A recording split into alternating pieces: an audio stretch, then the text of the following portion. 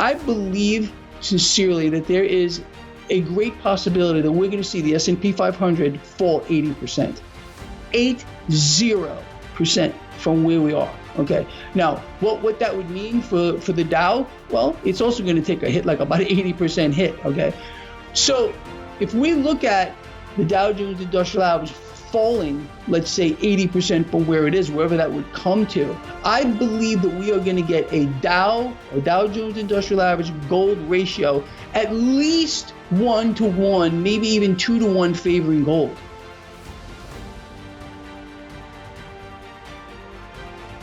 Here at Liberty and Finance, we're licensed brokers with Miles Franklin. We are standing by the inventory, ready to make sure you get what you need, even into the wee hours of night and on weekends, because preparedness doesn't stop. Call us 1-888-81-LIBERTY. That's 1-888-815-4237. Welcome back to Liberty and Finance. We are always delighted to have this returning guest. Gregory Mannarino is the founder of TradersChoice.net. He's wildly popular with our viewers and with his subscribers. Greg, thanks for coming back on this Monday, March 7th, 2022. Thanks for having me. I love your show, and I'm just thrilled to be here, really.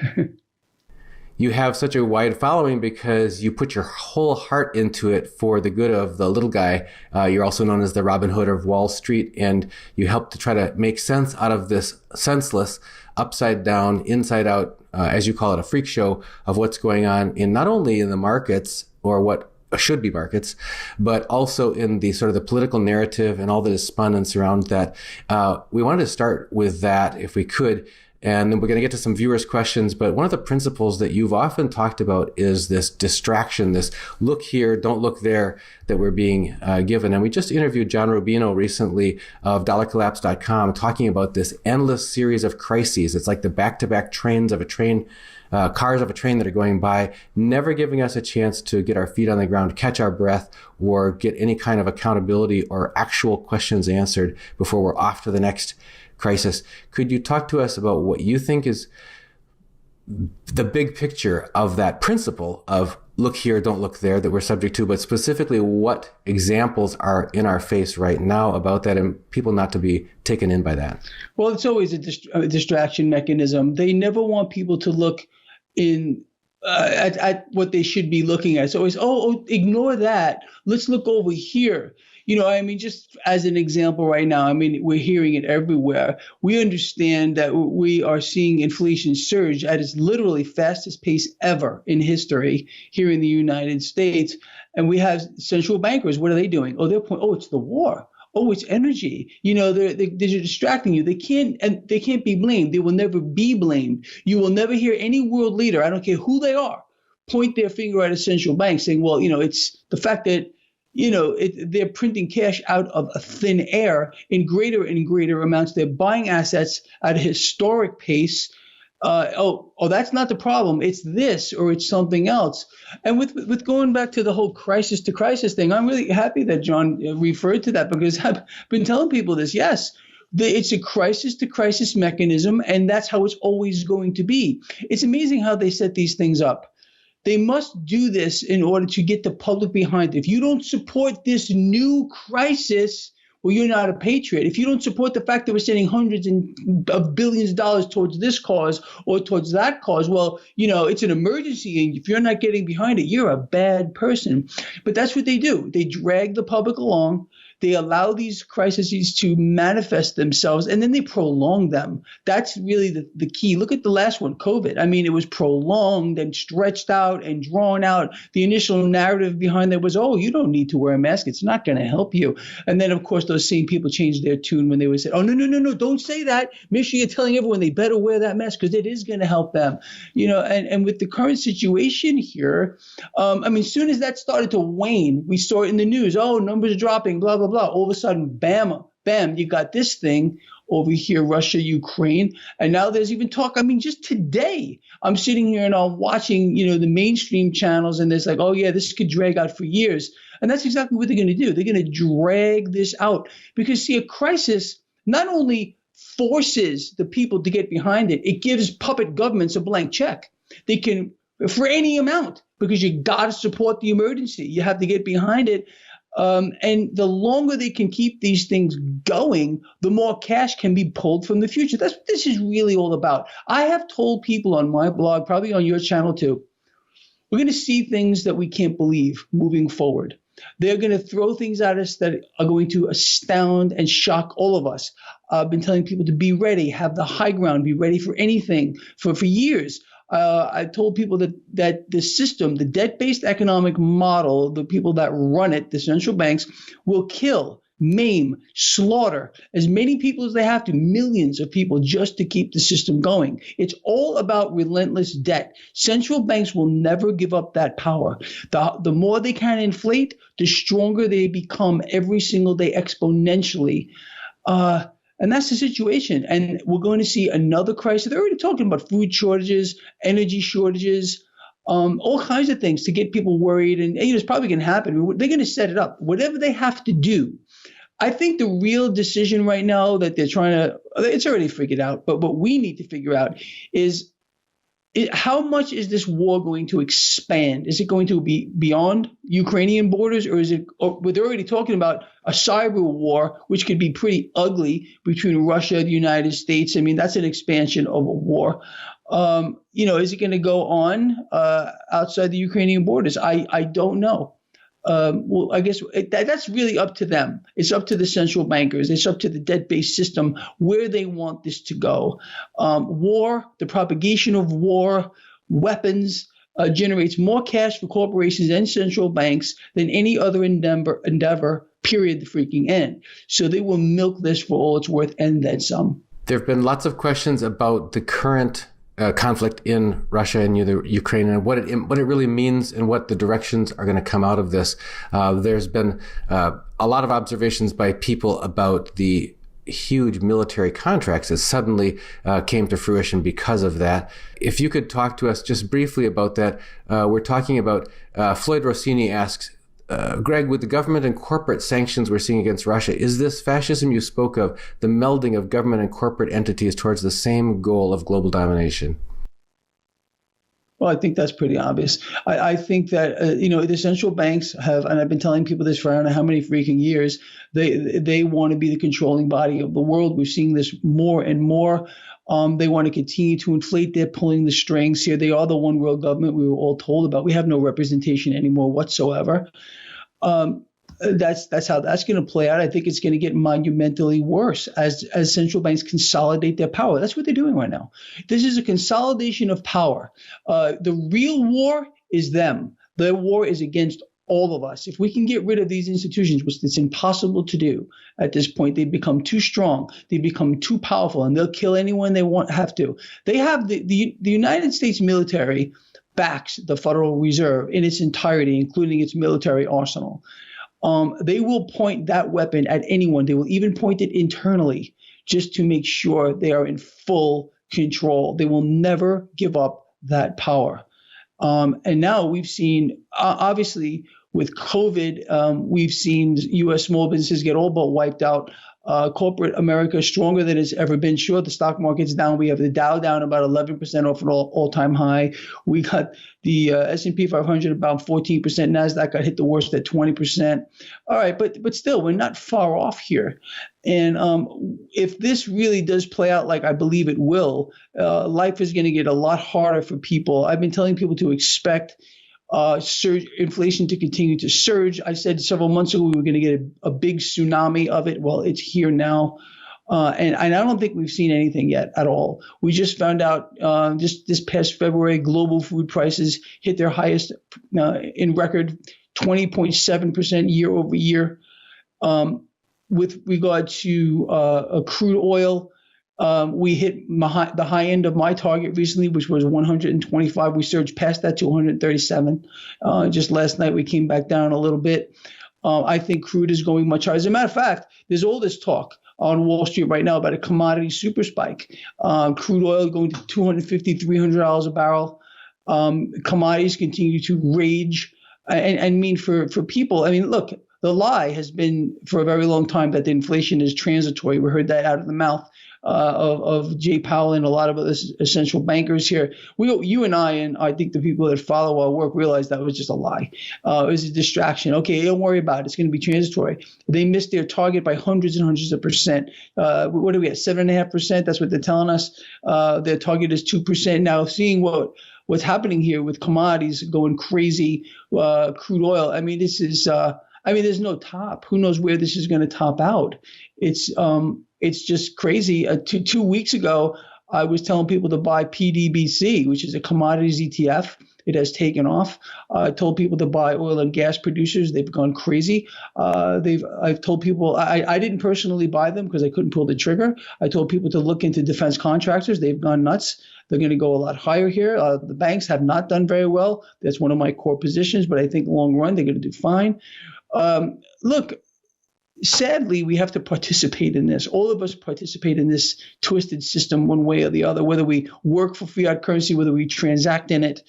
I've been getting called out a lot. Oh, Greg, how could you do this? How could you do that? Why are you buying the banks? Why are you buying oil and gas producers? Oh, but you won't buy defense contractors. Meanwhile, these people, they transact in dollars and euros and other fiat currency. They think they're fine. No, they are actively participating in the system too. So you can choose to either let it beat you or do something about it. My take on it. I think we should try to stay. I just couldn't pull the trigger on the defense contractors. I couldn't do it. I just couldn't freaking do it. Should I have done it? I think it's debatable, but I don't know. I just couldn't directly do that. Not that it makes any difference that I am buying banks and oil and gas producers, but I just didn't want to put money to work in companies that are directly making weapons that are designed to kill people. I'm not talking about hunting or something like that. I have no problem, buying a company that makes hunting rifles, but I'm talking about, we're talking about missiles and bombs and bombers and fighters and, satellite weaponry and all this other stuff. It's just crazy stuff. I just couldn't do it.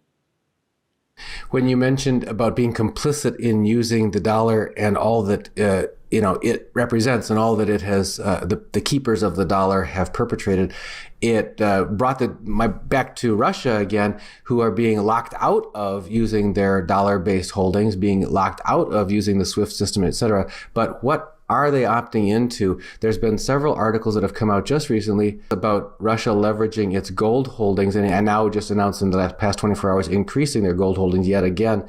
Can you talk to us about whether you think it's credible that Russia will back their international trade with gold or back their ruble with gold, and what that foretells for the role of gold in international monetary affairs going ahead? I don't think it's any secret at all. People know that Russia has been buying gold for a long time. They were buying it like crazy for a very, very long time here. What their end game is going to be, here's the thing.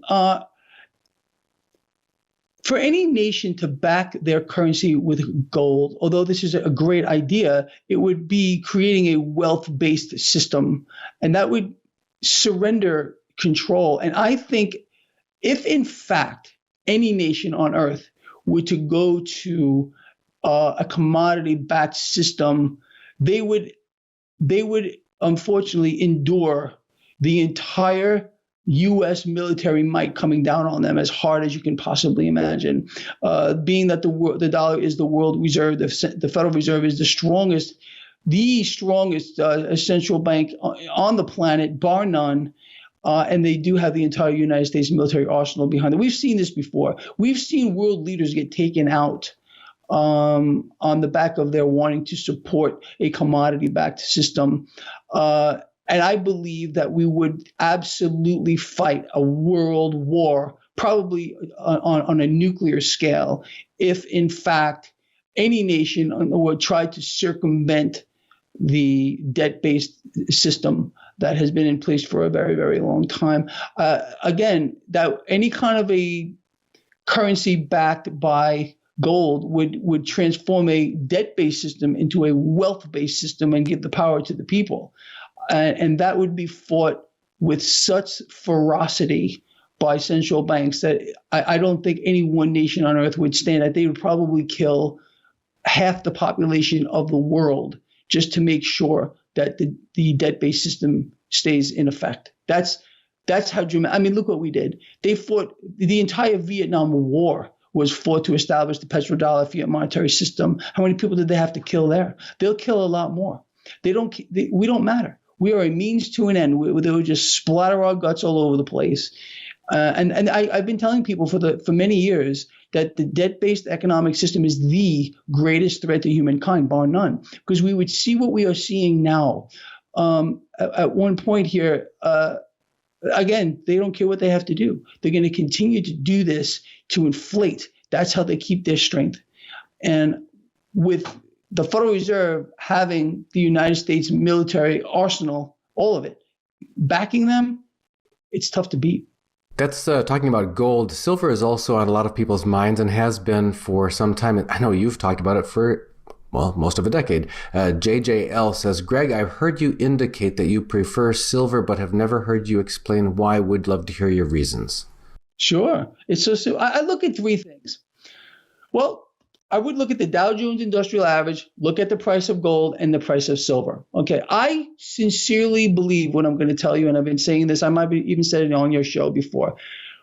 At one point, this stock market is going to fall. And I'm not talking about 10, 15, 20% like we're seeing now.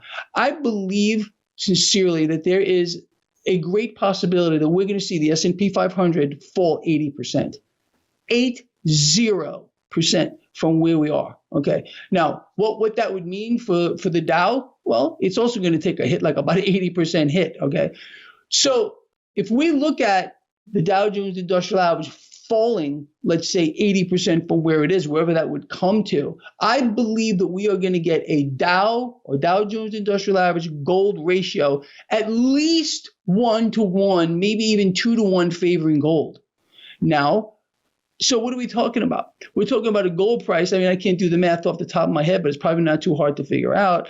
If we do get gold at one point, even equivalent to the Dow, which would fall, let's say 80% from where it is, and the silver to gold ratio normalized somewhere around 15-to-1, you can just imagine what this means for the price of precious metals here, because it's just very simple to me. I look at things in terms of what's happening in the debt market, number one. Right now, the debt market, despite everything we're seeing, is pretty stable because debt is being pulled from the future, arms deals going on all over the place like you alluded to. I want people to look into this. Look at the arms deals that are going on. Nations are feverishly seeking deals with each other. We're talking about weaponry in the hundreds of billions of dollars. This is all going around. The first big arms deal was one that President Biden made with Poland for a $6.2 billion tank deal. Now we're sending Ukraine another $10 billion, which is going to balloon up to $32.5 billion. And that's probably just the first installment. And this is going on everywhere. Hundreds and hundreds of millions and the billions of dollars. It's a crazy situation. But understanding, again, that, look, the stock market is volatile. It's not for everybody. What we're seeing right now is getting a lot of people rattled, but we're not seeing anything dramatic, really, honestly. The big one is going to be when we get that meltdown in the debt market. Like I know that's how it's going to start off. The stock market derives value from the debt market. If we realize that is going on, that makes the stock market a derivative. Okay, if that's the case, look what's been happening. You got the Federal Reserve, who's been artificially suppressing rates and printing cash out of thin air to buy the debt, to monetize the debt now since the last meltdown here. This has propped up a stock market into a massive bubble. So at one point, we're going to get an implosion here, and that's just going to put pressure on the stock market. Cash is going to move from one set of assets into another. That's all it's going to do. It's going to go from risk on, meaning cash going into equities, to risk off, cash going into physical gold, or gold and silver, obviously. It's an insane system, understanding that the hard asset gets its value from a derivative. It's upside down, but that's how it works. But that's going to, look, that has allowed an incredible amount of manipulation to go on in the market. And we know who's doing it. Everybody knows who's doing it. It's, we could point a finger at JP Morgan. They're the ones, the main culprit that has been caught repeatedly rigging the price of precious metals to the downside. And they're going to continue to do this, allowing people who are smart enough, I think, to keep buying this stuff at incredibly suppressed prices, looking at, again, the Dow gold ratio, gold silver ratio. So that's how I look at things. I understand what we're doing. we should all know why we are holding precious metals. Why do we want to do this? Because we do realize that we are in a debt hyper bubble that's gone supernova. And I think the global debt is going to balloon from here. I don't think we've seen anything yet. Again, this war, which is going to expand one way or the other, is going to allow central banks to inflate more so than we have ever seen before. That's one of the common themes, it seems, of all these crises, just tying that back to the earlier discussion we had, is that they all seem to be an excuse to inflate. And you've talked to us for a long time. I know Chris Martenson has talked about sort of this exponential growth of the fiat currency supply and so on, talking about that it has to happen mathematically. Ever since Keynes, said, well, in the end, what does it matter? We're all dead anyway, or something like that. But the point is that there are these narratives that get trotted out that give an excuse for why governments and central banks are doing this thing that is obviously, if you look into it, destroying the earnings, the savings, the retirements of ordinary people. Your thoughts on that aspect of the inevitability of the hyper expansion of the currency supply and these never-ending excuses for causing that to happen, but giving a reason, an apparently rational reason to placate people why it's happening.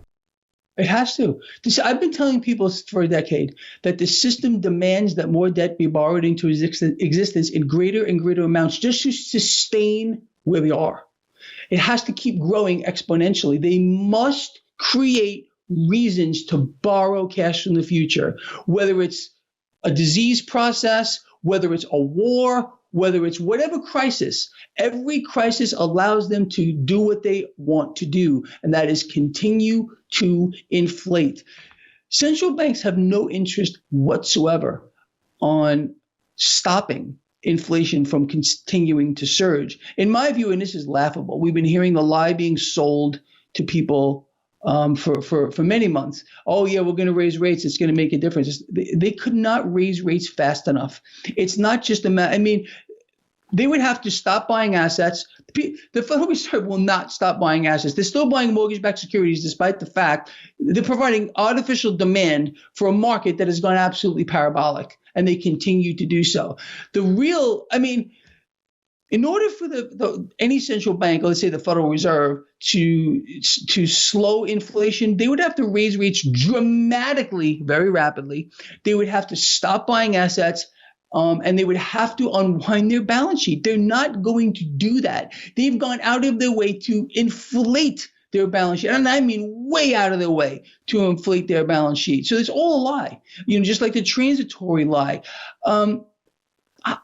I don't know when people are going to wake up and understand that central banks are public enemy number one. I've been saying this for the longest time, and that we have no representation. Our votes don't matter anymore. Nothing matters anymore when you have a controlling body of the world, which is collectively central banks. They're running everything. The world is a chessboard, and they are moving around the pieces. I've said pretty much from the get-go that Vladimir Putin either directly or indirectly has allowed central banks to fulfill their endgame, to become the lender and buyer of last resort, to continue to inflate. Every world leader understands what's going on. They just can't tell people. Imagine if a world leader, let's say Vladimir Putin or the Frankenstein, or any were to come out and say, hey, listen, everyone, I got to let you know a little secret here.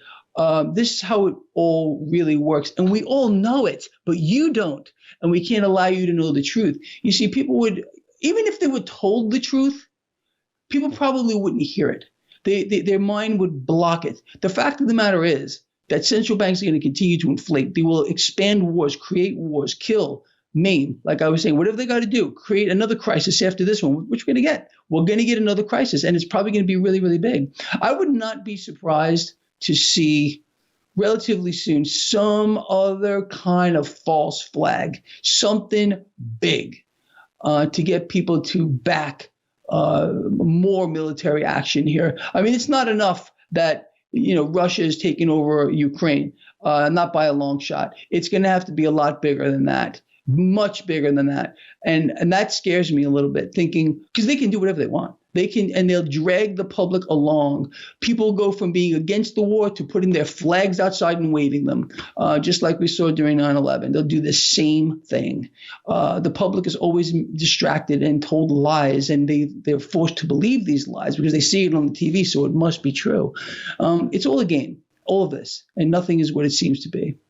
You know, and have interviewed many times with both me and my son, Elijah Johnson, when he and I both attended the Ron Paul Institute for Peace and Prosperity's conference in Washington, D.C. Ron Paul said exactly that whenever the government or the powers that be, the deep state, want to accomplish something, they'll wrap the flag around it, metaphorically, to just evoke our feelings of patriotism, love of our country. And goodness sakes, everyone has the right to a beloved country. We don't begrudge any other person on earth their beloved country and us our own. But that is a tool of manipulation that's used to drag ordinary people into sacrificing their lives, their fortunes, their futures for some goal that does not benefit their interest at all. No. And that's another thing, too. If you notice, what I really despise about the crisis to crisis mechanism is, like I was saying before, you have no say. There's no voting. People can't voice their opinion, because if you go against it, that's it. You know, you're a bad person. You're not a patriot. You have to support it. Look how they got people by the throat. They create these situations. They allow them to manifest themselves. And then they start throwing epic sums at it. And you must support it. If you speak out against it, well, then you're going to become, ostracized or something. Yeah, well, that's the old saying is see something, say something, but not that. Don't talk about that. But not that. Exactly. You can't do it. It's so manipulative and so twisted. I think things are I've been telling people, as you well know, for a long time, that things are going to get a lot worse. I don't really know the mechanisms. I always tell people, like for example, the beginning of this year, I did it on my top 5 trends for 2022. I said expect volatility in the stock market. I said expect extreme volatility in cryptocurrencies. These were my top trends. I said expect food and energy prices to skyrocket. I mean, so far, I think I've been on target. I said expect lower for longer with regard to the central banks, and that's exactly what's going to happen. I do believe we're going to get a rate hike from the Fed. We're going to get a token 25 basis points. It's a joke. And I think the market's actually going to be happy about it, seeing a little bit of a rate increase here. And that would obviously benefit banks. It would be financial stocks would do well. I think that's what's going to happen here. I think parts of this market, just going back to it, are really, really on sale right now from a longer term perspective. And from the short term, we gotta look at things too, like I covered earlier in this video. And the longer term, obviously, look, bet against the debt, become your own central bank, hold hard assets. I got silver all over my desk. I really do. I have pieces everywhere, all over the freaking place. It's my favorite thing. I love looking at it. I love smelling it. I'll even taste it. I love this stuff. I really do. I think people need to at least have some silver in their portfolio. One of the questions people ask us, if they own silver, how can they convince others that it's real? One of the things that it does is it has a ring to it. When you hit 2 silver coins together, heaven forbid, or if you drop one on the table, it makes a ringing sound. It doesn't clatter and clank like the junk coins that we are given. And so that's where the saying, it has a ring of truth. You mentioned earlier, eventually you see a convulsive or a long-term reduction in the equities markets, and it started from the bond market, perhaps up to 80%. And 80% off the Dow right now, if you start with like 33,000, is going to put you down around 6,600. If gold and the Dow were to meet there at 6,600, and if silver was going to be 1/15th at that point of gold, that would put silver at about $440 an ounce. So I think these are very realistic numbers. Very, very realistic numbers. I honestly think that we're going to probably get there at one point. I mean, who knows? We might get. I mean, it depends. This could go. That's at a 1-to-1, right? At a 2-to-1, I don't even think that's out of the realm of reality. I mean, if we really get a full-on debt market implosion and we see a spike in that 10-year yield, for example, bum, 2%, 2.5%, 3%, 4%, really, really rapidly, that's going to melt down the stock market, and cash is going to bleed out of these things. It's just going to look for places to go. And I've been telling people it's going to go into commodities for a very, very long time. It's just going to go into real things. And if there's enough of panic or whatever, you're going to see these things spike to, I think, beyond what people can possibly believe. I really believe that. I also think, I know not a lot of people don't like this stuff, but I'm a cryptocurrency advocate. I own a lot of it. I think the market capitalization of cryptos is going to also go up a lot during that kind of a movement, unless, of course, our government's regulated, which we've been hearing about for the longest time.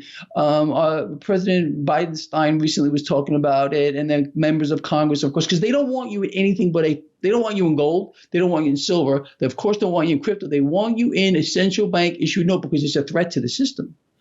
But I think that's going to happen to us. Look, could I be wrong? Absolutely. But that's just, look, when I come out here and I tell people what's on my mind, I give it to them as straight as I can. That's what I believe. Could I be wrong? Absolutely. I could be wrong. I've been wrong many times, and I am sure I will be wrong again. I could pretty much guarantee that. Anticipating the potential of a future market downturn, many viewers are trying to do one of the things that you said, which is acquire physical assets, including gold and silver, to be their own central bank, et cetera. I bet against the debt. But there's a question of what's a right scale? What's a guideline that people can use when trying to make that decision? Patty O'Shaughnessy says, what is a reasonable amount of gold and silver for a person or a family should own for getting through the inevitable debt market collapse? And we don't give individualized financial advice on this channel, but what are the thought processes that you go through when trying to think about or people ask you questions like that? I tell people obviously, you need fiat currency to transact in. We all pretty much transact in that stuff. But if you can just allocate a certain percentage of whatever your monthly budget, most people have a monthly budget. Okay, this is what I'm budgeting towards this, my house, my car, my bills, blah, blah, blah. If you got some spare cash laying around, instead of thinking about it in exacting terms, just acquire more. That's really what I would say. I mean, look, there are a lot of ways to structure this. I know, in fact, I said recently on my free newsletter, I do have a free newsletter. If you wanted to, let's say if you were going to do a third, and a third, you can do a third of your portfolio into, let's say, stocks, a third into cryptos, a third into, something else, or into quarters, just divide it all up. But, it's very individual. It's whatever people can. I would say, look, I really believe, like I say all the time, that silver is just the most undivided asset based on what we were just talking about earlier alone. And, that's just aside from all its other uses that it has. So whatever you've got laying around at the end of the month, but do something nice for yourself, go out to dinner or maybe buy yourself some new clothes, pair of shoes or whatever, but then take some extra cash and throw it into, silver. I love gold. I own gold. I own platinum and palladium as well, but silver is my favorite. Silver is the only one I have on my desk. It's my favorite asset. It really is, of all time. And I think the potential here for it to, again, when we get the inevitable movement of cash out of debt, out of stocks into commodities, it's going to skyrocket. And obviously, right now it's just so suppressed. I love it. When they're dumping paper onto the market, people, they don't understand that when they see, for example, we see this a lot. You're watching the price of gold and silver falls like 3% or so. This is not real assets being dumped. This is paper. It doesn't exist. It's not on the elemental chart. So let them play their game, and we're going to continue to play ours. That's my perspective on that. A moment ago, you were talking about commodities and food. Kurt Lent says, Greg, do you want to invest in a food commodity in time for the food shortages? I think, I don't think that would be a bad idea, but I think more importantly is to at least have some laying around. Of course, you can have exposure to that if you would like. I don't own anything like that right now. This is how my cash is allocated in the market. I own banks. I own oil and gas companies. I own one energy ETF and one commodities exchange traded fund ETF. That's pretty much how I'm in the market here. Look, there's obviously opportunity in other things too, but these are things I kind of understand more, I think, more so. Like, for example, why did I go out? I mean, it seems obvious, right? Why just about 2 weeks ago did I go out and buy oil and gas companies? Seems like a no-brainer, right? Why about 2 weeks ago did I start putting money to work in a commodities exchange traded fund? I've been in and out of XLE, which is an energy sector exchange traded fund for a while, for a long time, and that's done obviously pretty well too. It's really hard to say. Sure, I don't think it would be a bad idea to invest in things like that, but I think, look, what we have to do is realize that we probably are all going to face a worst case scenario at one point. That means, number one, we got to get together with like-minded people. And you and I have spoken about this. We need to band together. We are not each other's enemies, despite what they want us to believe. There is always a divide and conquer mechanism here. And it would not be a bad idea to know how to raise your own food, grow your own food, keep some stuff around. I have a stash of food. I think people need to have these things. It's important, especially in what looks to me like they're going to throw a food shortage at us, and it could be profound. So be ready for these things. You could invest in a company that produces this stuff, but that's not really going to help you in a worst case scenario. And you always have to have the high ground. You always have to expect something really bad is going to happen. Not get paranoid about it, but just expect it. So when it does happen, you're ready. It's pretty much that simple. What you're talking about, people being able to solve their food security problem. We talked with farmer Joel Salatin about that. We've talked with Joel Skousen about strategic relocation and with Jim Rawls about strategic relocation. That's one of these major trends. You mentioned several major trends. Another major trend that's been going on since the COVID lockdown started to ease was people voting with their feet and moving from restricted areas of the country or the world to more freedom supporting areas of the country or the world. Do you feel that trend is likely to continue? And what we've seen is on those destination locations that allow more freedom is we've seen huge bidding up of real estate prices. So we've talked about bubbles of different kinds, the stock market, the bond market, and so on. What about real estate? We've been seeing such a seller's market with a lot of overbidding by buyers, that kind of thing. Do you see this coming to a bad end soon, or do you see just more of the same? Is that another mega trend that people need to be aware is going to be around for the long haul? Well, I tell you, it's a bad situation for people. I mean, we got rents that are skyrocketing everywhere. Okay. We have housing prices that are out of control. And again, this is the Fed. They're buying mortgage-backed securities like they're going out of style. They're providing artificial demand in the market. I sold a house recently. It sold before it was listed. It was put out as a pre-listing higher than my asking price was in a day. One day. This is what's happening. It's very, very sad. I don't like to see these kinds of things. I just bought a new house too. I probably paid a lot, but since I bought this house just a few months ago, it's already gone up like $50,000. It's out of control. So people are in a bad spot. And what's going on right now is, again, this is not by accident. People are being squeezed to death. We're seeing a whole new demographic. I've told people that a new set of rules is coming. I told people a new demographic was coming, and we're seeing it now. This two-tier society, extreme haves, extreme have-nots. The middle class is being systematically eradicated like a disease. They're being exterminated. They're being eliminated. I told people from how many years ago, I don't even know that they have it.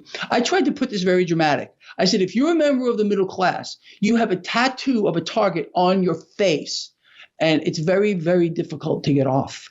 And you got to try to take action to at least get out of it. But what people are doing very, very sadly is they continue to borrow. We're seeing credit card debt explode. People are borrowing just to try. I said this would happen. Sometimes I say things and it scares myself when I see it happen. I expected that people who used to be in the middle class would borrow beyond their eyeballs to maintain that status, just so they don't fall to that lower rung. All they're doing is assuring that they're going down because they can't keep up with those payments, and everything that they have is going to be taken away from them. It's a very sad phenomenon to see what's going on here. And this is all by design. We're seeing, again, the well-off and the rich. They could not possibly be doing better. Sure, they're in the same environment. They're paying more for things, but they can handle it. You got someone that's making 50, 60,000 a month. Let's just say 100,000, 200,000 a month. Rising prices don't really hurt them too much. But for someone that's on a budget looking to scrounge up some cash for some silver, maybe it does hurt them a little bit.